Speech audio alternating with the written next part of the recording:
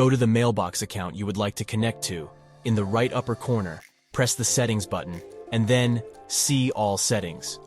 In the upper menu bar, tap the Forwarding and Pop IMAP button, find the IMAP Access section, and click Enable IMAP, and save the changes. To connect your mailbox, you need to have two-step verification on. To get there, you have to click on the icon that is in the right upper corner of your screen. Then click Manage your Google account. On the left upper screen, you will see the Settings menu. Tap the security bar, find the two-step verification section, and turn it on to make your account more secure.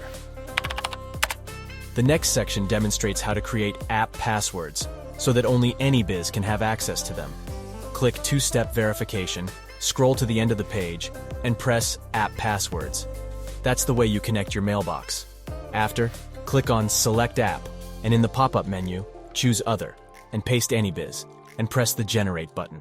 Here you can see the generated app password for your device, so just copy that and press Done. Finally, choose the email address you want to connect to here on the website.